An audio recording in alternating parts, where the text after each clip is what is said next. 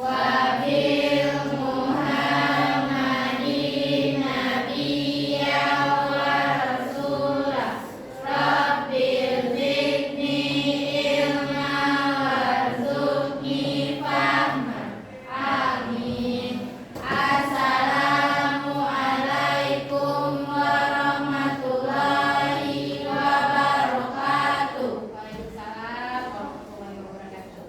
Nah, sebelum kita mulai pembelajaran, alangkah baiknya kita membaca Al-Quran dulu ya.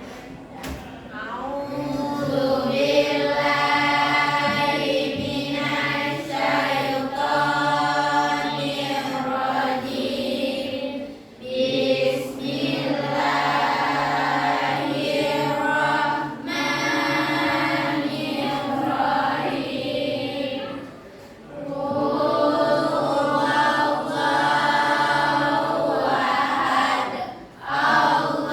Allahus samad.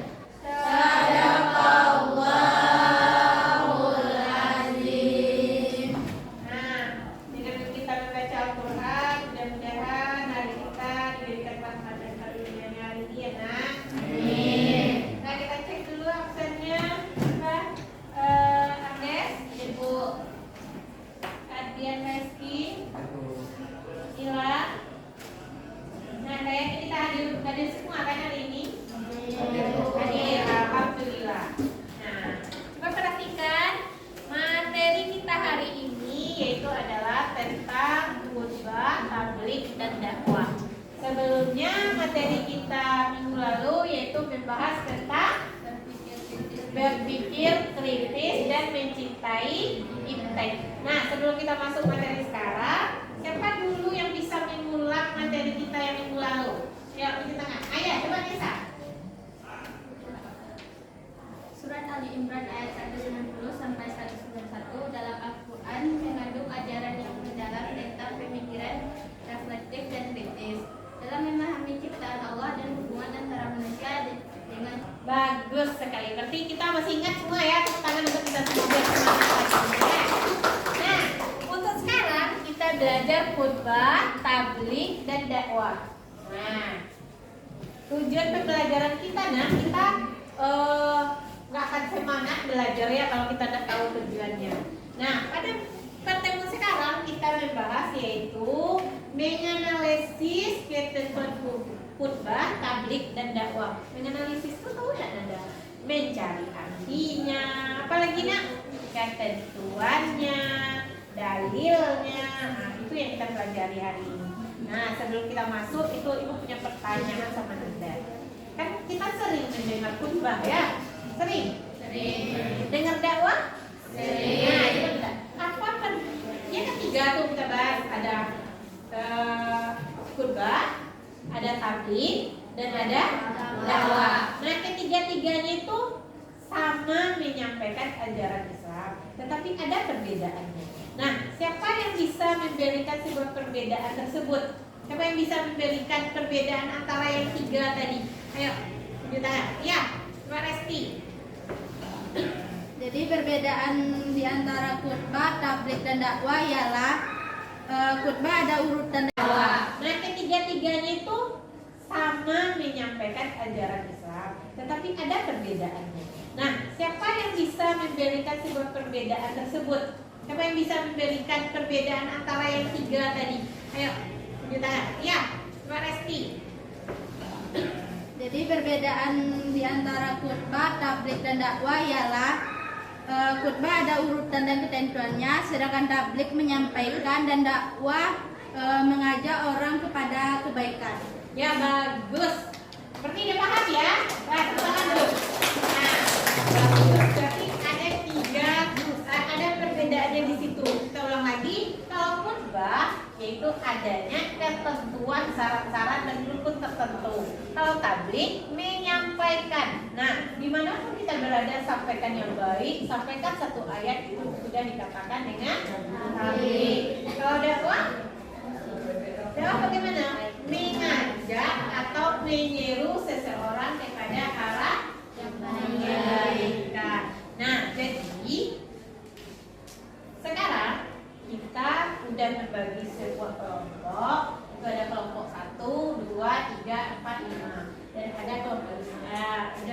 5 kelompok ya. Jadi kita analisis tadi sesuai dengan tujuan pembelajaran kita, yaitu menganalisis ketentuan khutbah, apalagi nak? Tahlil dan dakwah. Nah, setelah Anda analisis, Anda cari pengertiannya, Anda cari perbedaannya, kemudian kita tampilkan ke depan. Nah, untuk minggu depannya kita bikin proyeknya lagi ya. Kita bikin contoh realnya. Nah, si ibu kasih Ananda waktu itu 30 menit masing-masing kelompok. Nanti kita undi lagi, kita bikin lot. Nah, lalu yang tampil itu yang mendapat lot 1 dia ya tampil. Jadi ingat, tampil itu dia pada pertama hasil diskusi mengenai analisis khutbah, tahlil dan dakwah. Nah, silakan bekerja. Silakan bekerja. Silakan bukunya. Silakan bekerja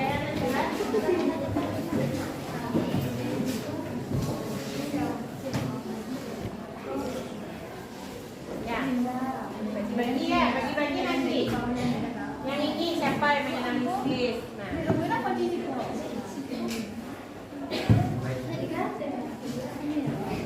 ya, ini kerjakan ya.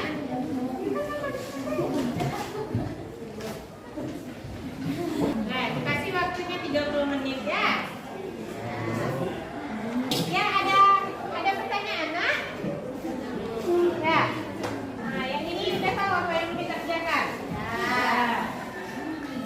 Ya, dikerjakan lanjutkan. Ya. Waktu dari mana?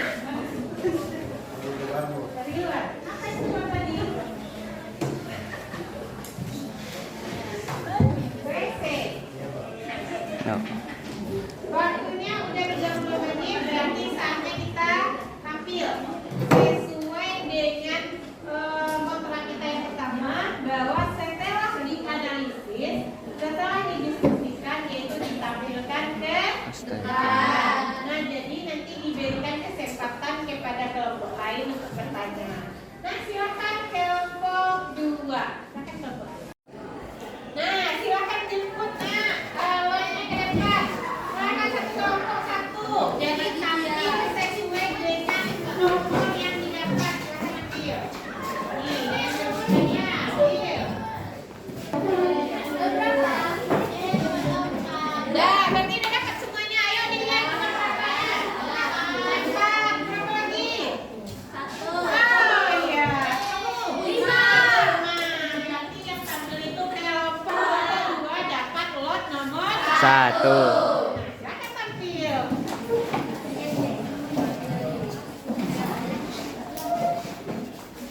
Ini siapa? Silo.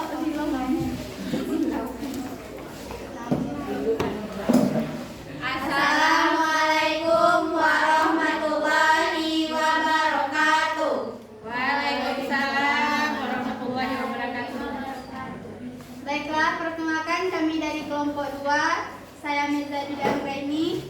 Saya Agnes Adinda Putri. Saya Linda Putri. Saya Wulandari. Baiklah, tujuan kami di sini ingin menjelaskan materi yaitu tentang khutbah, dakwah dan tabligh. Yang pertama yang akan dijelaskan oleh Agnes. Khutbah. Definisi khutbah adalah pidato atau ceramah yang biasanya disampaikan dalam konteks ibadah, terutama pada hari Jumat, khutbah Jumat, dan pada hari-hari tertentu seperti hari raya. Konteks khutbah biasanya disampaikan oleh imam atau khatib di masjid, dan memilih khutbah adalah untuk memberikan nasihat agama, mengingatkan jamaah tentang kewajiban agama, dan menguatkan iman serta semangat dalam menjalankan ajaran Islam.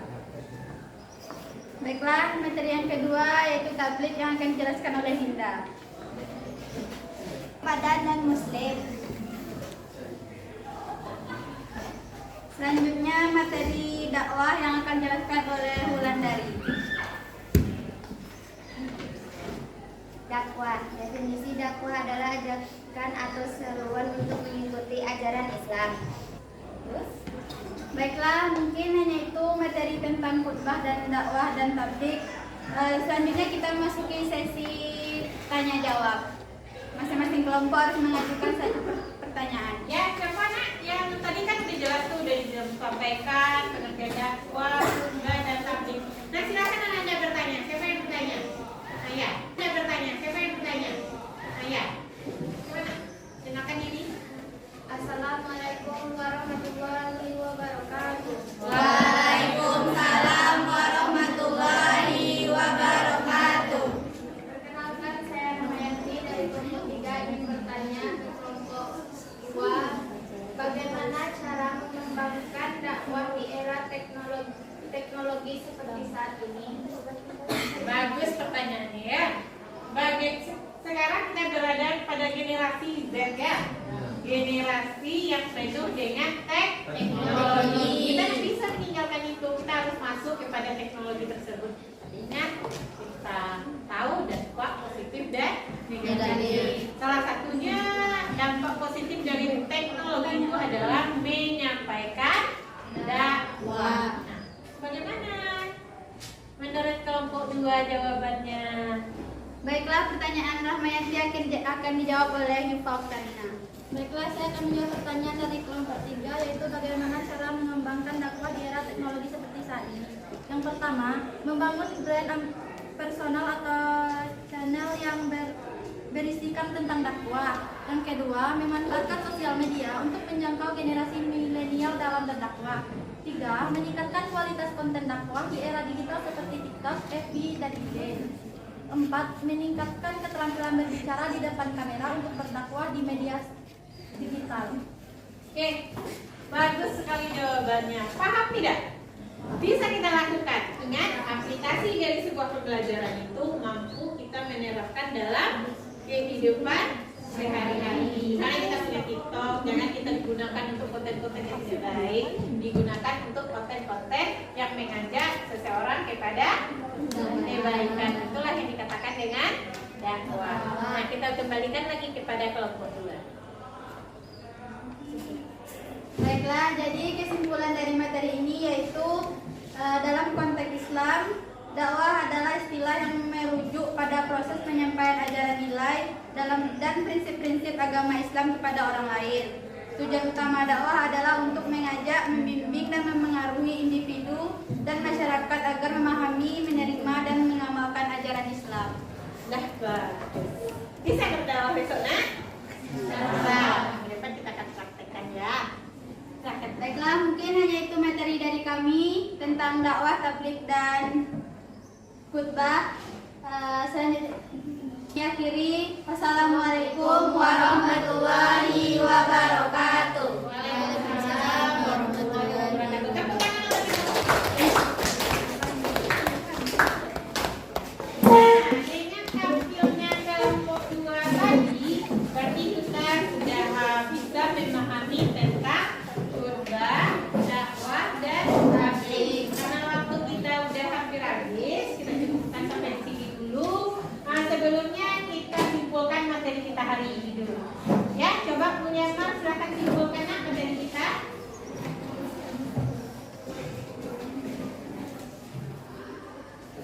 Kesimpulan khutbah adalah khutbah berasal dari kata bermakna memberi nasihat dalam kegiatan ibadah seperti sholat Jumat, Idul Fitri, Idul Adha, Istiqomah, wukuf, dan nikah. Menurut istilah, khutbah berarti kegiatan ceramah kepada sejumlah orang Islam dengan syarat dan rukun. Ya, bagus sekali Mulyamar. Nah, jadi sudah disebutkan oleh Mulyamar itu tentang khutbah, sedangkan tabligh itu adalah gunanya untuk menyampaikan. Sedangkan dakwah gunanya apa, Nah? Untuk mengajak seseorang kepada kebaikan. Ada bagus sekali. Nah, untuk silakan lihat HP-nya masing-masing, udah Ibu kirimkan quiz tadi. Itu sebagai tes akhir kita, akhir pembelajaran. Coba dilihat HP-nya. Udah, ada Ibu kirimkan di grup, udah? Nah, silakan jawab dulu ya. Silakan jawab dulu. Jawab dulu. Nah, bagus sekali. Sudah selesai jawabannya. Nah, bagus sekali. Sudah selesai jawabannya. Ini Dara, bagus sekali. Bagus nilainya. Reza juga. Ini Ayufa. Mana Ayufa? Belum dikirim, Nah? Belum selesai? Jaringan. Nah, ya. Nanti udah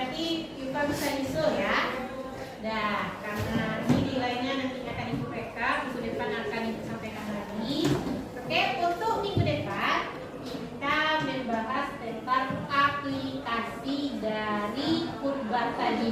Nah, kita contohkan, kita coba berceramah ke depan, kita buat konten mengenai ceramah, kita bikin poster tentang mengajak seseorang kepada kebaikan. Jangan lupa bawa alat dan bahannya ya.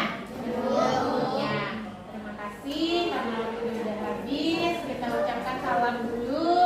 Terima kasih. Assalamualaikum warahmatullahi wabarakatuh.